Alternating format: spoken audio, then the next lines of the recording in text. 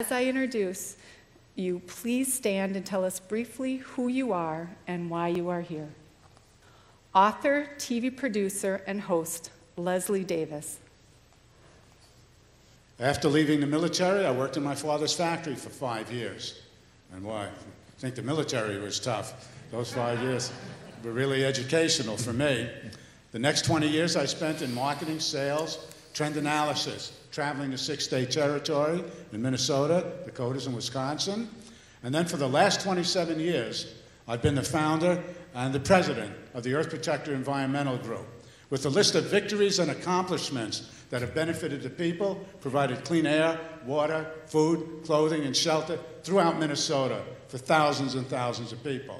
So I stand on my record, and I stand on my faith. I grew up as a Jewish boy in Brooklyn, New York, and I honor my faith and I honor my God. And I'm pleased to be here today to present myself to you. Thank you. Thank you. Former U.S. Senator Mark Dayton.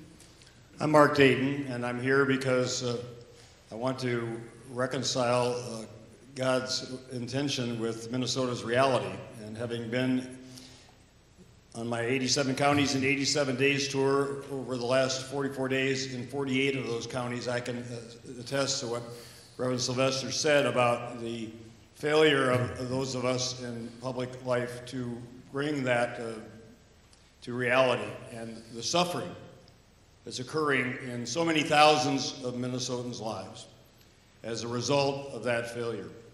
And I'm glad that we're in a church. I'm, usually a bit wary because I see so many politicians abuse religion. I say that giving the Bible to a politician is like giving a blowtorch to a pyromaniac. The odds are good that they're going to do serious damage with it. But I think it is time that the moral authority of the religious views to which I subscribe as a Presbyterian and other faiths be brought to bear on the crisis that people are experiencing in their lives in Minnesota. I look forward to that dialogue. Thank you. Author and publisher Rob Hahn. Hi. Thanks for having us today. I'm a St. Paul resident. I've lived in Minnesota all 41 years of my life, with the exception of a few years when I went away for college. I'm a true outsider to political circles. I've never run for public office. I've never been associated with one particular party. I've voted regularly, at times, for candidates of all different parties. And I'm running because I think this state needs fresh leadership. I've thought about this forum in the days leading up to today quite seriously because although I'll say I'm a practicing Catholic, I tend to look at religion as quite a private issue. And even though I boast that what you see is what you get, and I can be quite frank with some of my answers, and I'm sure will be today, it's going to be a bit of a challenge for me to talk openly about some of the ways religion has affected me and will continue to affect me. But I'll do my best to take down some of those personal barriers and be as honest and straightforward as possible. Thank you. Editor, Public Relations Executive, and St. Thomas Adjunct Professor Tom Horner. You know, I don't usually get introduced as a professor, but I kind of like it. I am a professor at St. Thomas, but only as an avocation. My real business is starting a business and operating a public affairs company that deals with public policy. My background started as Chief of Staff to Senator Dave Durenberger and worked with Dave in the United States Senate on a whole variety of issues, came back to Minnesota. I'm a native of Minnesota, started my business and continue to operate it today. One of the things that makes me most proud to be a Minnesotan and that brings me here as a candidate is the opportunity Minnesota offers to be involved in the community at a substantive level. And one thing we shouldn't forget, and what I want to acknowledge before we get into this, is all of you in Isaiah and the legislators up here deserve so much credit for sticking with it on finding a solution to GAMC. So congratulations to all of you. A job well done. Thank you to our legislators up here. That's the kind of community engagement we need. That's what I hope to bring as governor. Thank you. State Senator John Marty. Thank you. I'm running for governor because I believe we can make this a much better state. I'm here today despite the fact we got 20-some DFL conventions I cut out for a few hours to come to this, because I believe what we're talking about here is the most critical thing we can do, and that is how we take care of the least of those around us. I co-chaired the Legislative Commission on Ending Poverty a couple years ago. We traveled around the state, saw all sorts of things that you shouldn't see in Minnesota.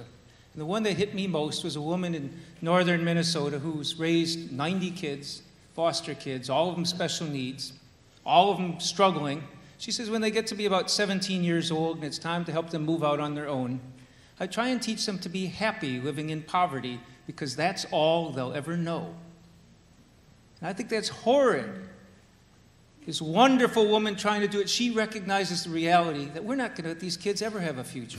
And we've got to change that, and we can change it. It's the obligation we have as a citizenry, as a society. That's the obligation we have. That's why I'm here today. Thank you. Minnesota State Representative and Speaker of the House, Margaret Anderson Kelleher, is represented by Representative Jean Wagenius. Hi, I'm Jean Wagenius. I'm a state representative from South Minneapolis and have been in the legislature. This is my 24th year. I belong to Mayflower United Church of Christ, which is an Isaiah church. And right now, my special responsibility at the legislature is to chair the Environment and Natural Resources Finance Division. I'm here to speak for Margaret, whom I've known for, I was trying to figure it out and I'm not sure, but over 15 years. She was born and raised on a farm outside of Mankato. She represents a district in western Minnesota, Minneapolis right now. I worked hard for her to be Speaker of the House because she is a consensus builder. And as a speaker, she has been the most outstanding consensus builder we've ever had in the House. Thank you. County Attorney Susan Gartner is represented by former Speaker of the Minnesota House, Paul Carruthers.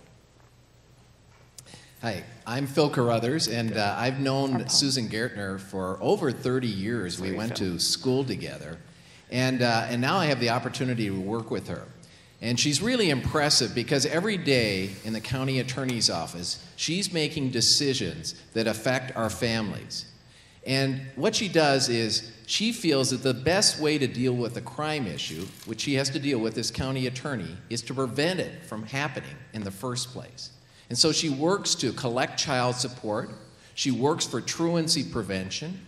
She's worked with Isaiah on domestic violence issues, and she works very hard to strengthen our families. And that's what she wants to do as governor, is to take her experience in Ramsey County, working with people who have all sorts of needs, and fight for a state so that we value families, we value our kids, we value education and health care. She's got the courage to make the right decisions and the tough decisions. Thank you. Thank you, and I'm sorry, Phil. Mayor R.T. Ryback is represented by Reverend Dr. Marianne Buddy, rector at his church, St. John's Episcopal. Thank you. I'm Marianne Buddy, as she said, the rector of the church where RT is a member. And I've known him for 15 years, since the day he stumbled back into the church he grew up in, having been away for many years at the request of his children, then in middle school, who wanted to be baptized. And that was several years before RT ran for mayor. He and I began long conversations, and he had an epiphany of sorts as he was running for mayor that crystallized for him the role of faith in public life.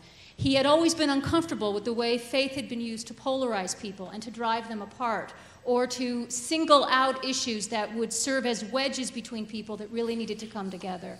And he realized when he became mayor, and he became mayor, as you might recall, on the same fall of 2001 when we were attacked as a nation, and he realized that the very people he needed to work on, the issues that he cared most passionately about, were people of faith in the progressive community. And that's why he asked me to come and work with you today, to meet with you, and allow his record as mayor to stand,